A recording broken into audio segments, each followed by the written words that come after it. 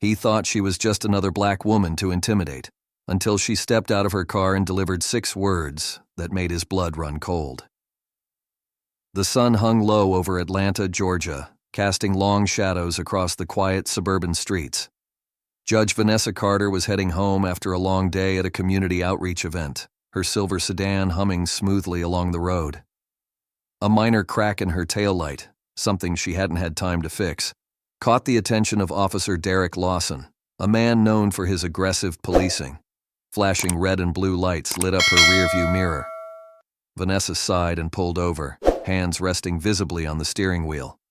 Years on the bench had taught her the importance of remaining calm in tense situations. But as Officer Lawson approached, his posture radiated something more than routine authority. There was an edge of hostility. "License and registration," he barked, offering no greeting. Vanessa handed over her documents, keeping her face neutral. Lawson's eyes flickered over her ID before narrowing. "You live around here?" His tone dripped with suspicion. "Yes," Vanessa replied evenly. "Is there a problem, officer?" Lawson smirked. "Taillight's busted. Looks like you're overdue for repairs. That's a ticket." But it wasn't the ticket that turned the moment into a national firestorm. It was what happened next. Vanessa Carter sat still, her hands resting calmly on the wheel as she watched Officer Derek Lawson examine her license. His fingers tapped against the plastic card, his smirk growing into something more condescending. She had spent years in courtrooms, facing everything from hardened criminals to high-profile attorneys, yet something about the way this officer looked at her sent a chill down her spine. "You people always think you can talk your way out of things, don't you?" Lawson sneered, leaning in closer to her window. His tone wasn't just authoritative, it was laced with something far more venomous. Vanessa's grip on the wheel tightened, but she refused to react. "Excuse me?" she asked, her voice steady but firm. Instead of answering, Lawson took a step closer. Then, in a moment so vile, so utterly unexpected, he spat in her face. For a split second, time froze. The warm, disgusting sensation on her cheek sent a wave of shock through her entire body. The arrogance in Lawson's eyes told her this wasn't the first time he had abused his authority, but it would be the last time he did it to her. Vanessa didn't scream. She didn't flinch. Instead, she reached into her purse, pulled out a crisp white handkerchief, and wiped her face with deliberate precision. When she looked up again, her expression was unreadable, but her voice was like steel. "Do you know who I am, officer?" she asked, her words measured and dangerous. Lawson barely hesitated. "Should I care?"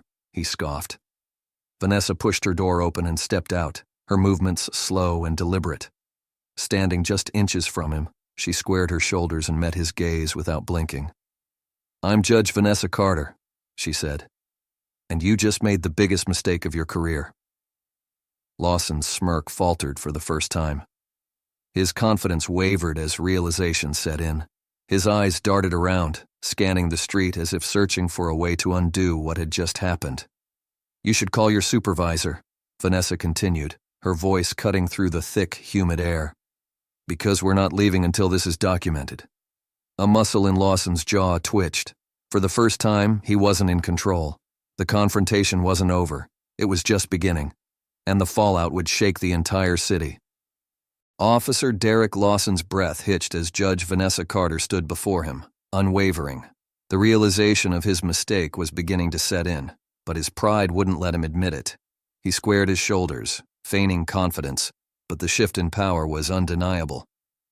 "You think your title means something to me?" he scoffed, though his voice lacked its previous arrogance.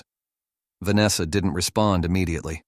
She simply pulled out her phone and, with deliberate precision, dialed a number.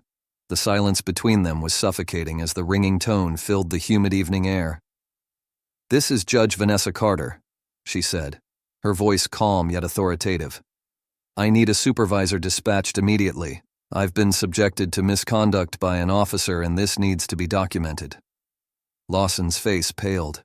He glanced around nervously, hoping the street was empty, but fate was not on his side. A few cars had slowed down, drivers watching with curiosity. A pedestrian had stopped on the sidewalk, phone raised, recording. "Ma'am, there's no need to escalate this," Lawson said, his voice suddenly softer. "Escalate?" Vanessa echoed, raising an eyebrow. You did that when you spat in my face. Before Lawson could respond, the distant sound of sirens cut through the air. The sight of another squad car approaching made his jaw clench. His supervisor had arrived. The vehicle came to a stop, and out stepped Sergeant Daniel Brooks, a veteran officer with years of experience. His eyes flickered between Vanessa and Lawson, instantly sensing that something was very wrong. Judge Carter, Brooks said with professional politeness, giving her a respectful nod before turning to his officer. What's going on here? Vanessa met the sergeant's gaze, her expression unreadable. Your officer pulled me over for a broken taillight. I complied. Then, without provocation, he spat in my face. Would you like me to say it again for the recording? She gestured toward the bystander still filming. Sergeant Brooks's face darkened. Is this true, Lawson? Lawson's mouth opened, but no words came out. The confident, cocky officer from minutes ago was now visibly shaken. Brooks exhaled sharply before speaking again. Hand over your badge and gun, right now. Lawson's eyes widened. Sarge, come on. Now, Lawson. His hands trembled as he unlatched his belt and surrendered his weapon. The bystander's phone was still rolling, capturing every second of his public disgrace. This isn't over, Lawson muttered under his breath. Vanessa stepped closer, her presence commanding. You're right, she said. It's just beginning. And as Lawson was escorted to the squad car, his career unraveling in real time, Vanessa knew that what had happened here tonight would ignite something far bigger than either of them. Justice was coming, and this time it wouldn't be silenced. The video spread like wildfire.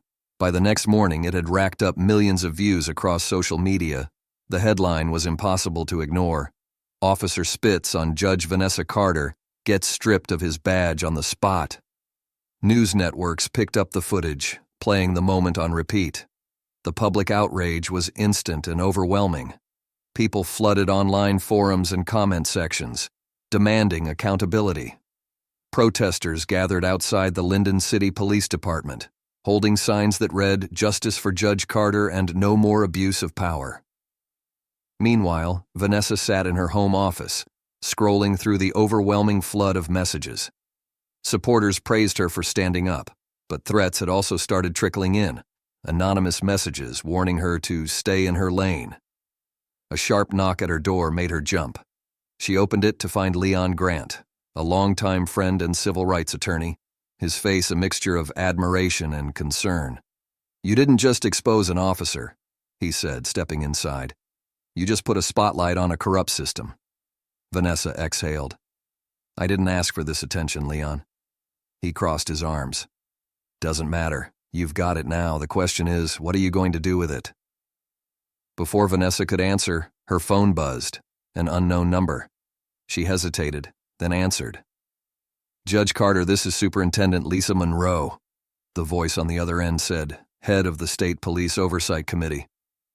I believe we need to talk. Vanessa exchanged a glance with Leon. I'm listening. Monroe continued. Officer Lawson's record isn't clean. There have been complaints, ones that were buried. If you're willing, I want your help to push for a full review of officer conduct within the department. A pause. Then, Vanessa straightened her shoulders. I didn't plan for this fight, she said, but I won't turn away from it. Monroe's tone was firm. Good, because what happens next will shake this city to its core. The battle for justice had just begun. The days following the phone call with Superintendent Lisa Monroe were a whirlwind. Vanessa Carter hadn't planned on becoming the face of a national reckoning, but it seemed the choice had been made for her. The Linden City Police Department was now under intense scrutiny, with multiple media outlets digging into Officer Lawson's history, and what they uncovered was far worse than anyone expected. Lawson wasn't just a rogue cop, he was a repeat offender. Reports of racial profiling, excessive force, and intimidation tactics had been filed against him over the years, yet not a single one had led to disciplinary action. Every complaint had been swept under the rug. The system had protected him, until now. Vanessa sat in a downtown law office across from Monroe and her legal team. The air was heavy with urgency. This goes beyond Lawson, Monroe said, sliding a file across the table. "We have a pattern here, one that's been covered up for years." Vanessa flipped through the documents, officers falsifying reports, internal affairs dismissing complaints, a culture of silence within the department. It was damning. "This isn't just about Lawson," she murmured, shaking her head. "This is a systemic failure." Monroe nodded. "And we need to act. Fast." A press conference was scheduled for the next day, where Monroe and Vanessa would call for a full-scale investigation. The mayor, police chief, and city officials were scrambling trying to control the damage before it got worse. But then came the threats. That night, as Vanessa locked up her house, her phone buzzed. Unknown number. She hesitated but answered. "You're making a mistake," a distorted voice warned. "Walk away now, or you'll regret it." Vanessa's heart pounded, but she refused to show fear. "If you're trying to scare me, you'll have to do better." The line went dead.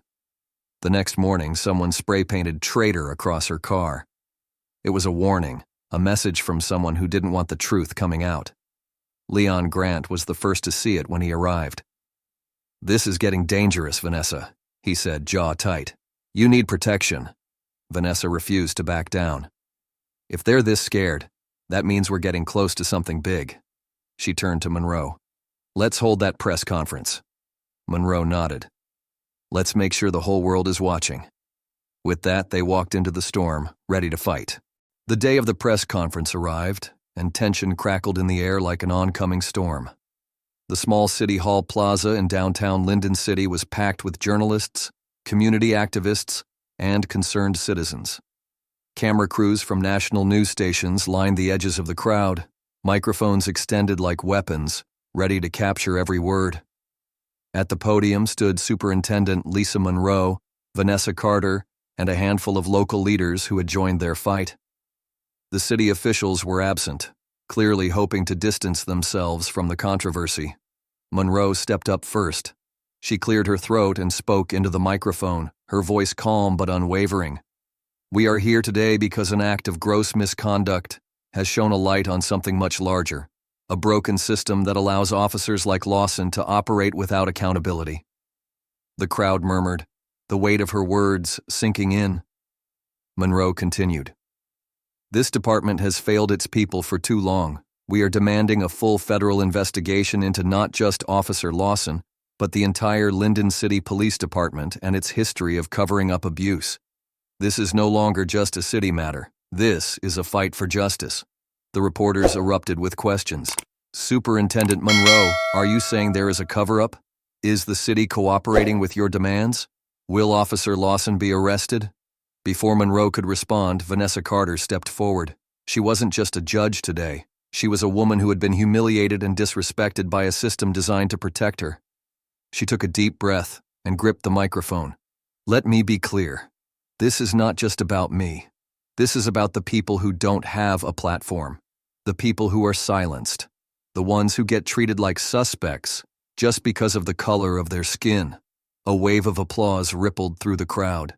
"This isn't about one bad cop," she continued, her voice growing stronger. "This is about a culture of corruption that has existed for decades. How many complaints were ignored? How many times was justice denied? Today we demand answers. We demand action. And we will not be silenced." The energy shifted. The crowd wasn't just listening, they were rallying. But just as Vanessa was about to continue, a loud commotion erupted at the back of the plaza. Shouts rang out, people turned, cameras swiveled, and then a gunshot.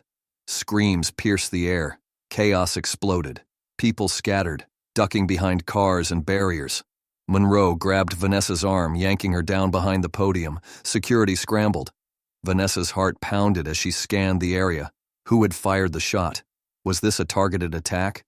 Law enforcement swarmed the scene. "Stay down!" one of the security guards shouted. Was it a warning? A failed assassination attempt? Or was someone trying to shut them up permanently? One thing was clear. The battle had just escalated to a whole new level. The shot had barely faded when the city of Linden was thrown into chaos. The press conference, meant to demand justice, had turned into a scene of terror and uncertainty. Vanessa Carter crouched behind the podium, her breath shallow, her pulse racing. Superintendent Monroe had a firm grip on her arm, shielding her as law enforcement rushed in from every direction. "Everyone, stay down!" a security officer bellowed, his voice barely cutting through the panic. Reporters scrambled for cover, cameras still rolling, capturing the raw fear in real time. The crowd, once united in righteous anger, was now a sea of confusion and terror. Within moments, the SWAT team secured the perimeter, while officers scanned rooftops and alleyways for the shooter. But there was no second shot, no suspect in sight. Just a single terrifying moment that had changed everything. Vanessa forced herself to breathe. She had spent years in courtrooms, standing firm in the face of intimidation, but this was something else. Someone wanted to silence her, and they had just made a mistake. An officer approached, his face pale. "Judge Carter," he said, keeping his voice low. "We found something near the south exit. You need to see this." Vanessa exchanged a glance with Monroe before standing, her legs still shaking from adrenaline. The officer led them through the shaken, murmuring crowd, past shattered microphones and overturned chairs, to the edge of the plaza.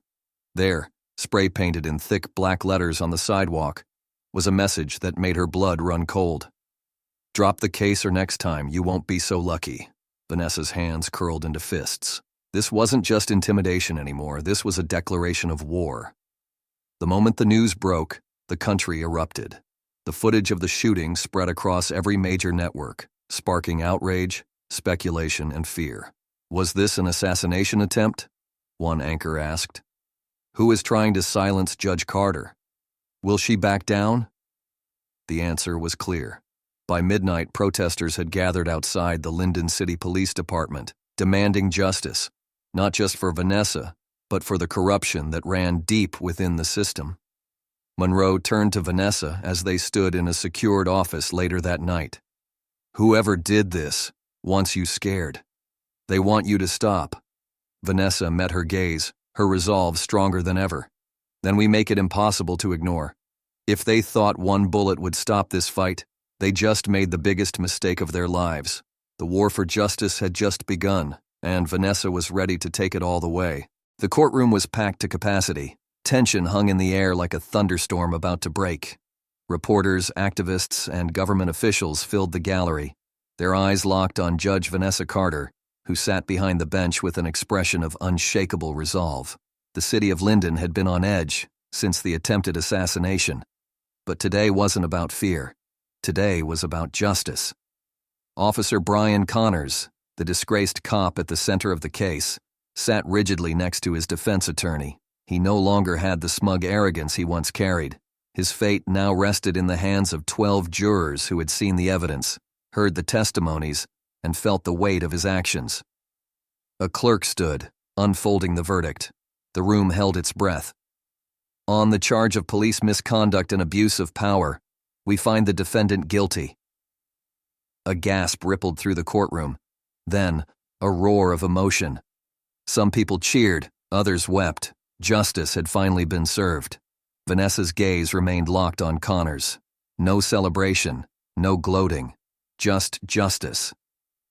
"You thought power would protect you," she said, her voice even, but filled with steel. "But today, the system worked as it should, and no badge, no title, no corrupt connection can shield you from the truth." As the gavel slammed, history was made. Outside, a city erupted, not in protest, but in victory. And as Vanessa Carter stepped onto the courthouse steps, she knew this fight wasn't just won in a courtroom. It was the beginning of a revolution. In 2025, accountability in law enforcement remains a pressing issue, but cases like Judge Vanessa Carter's landmark ruling serve as a turning point in the fight for justice.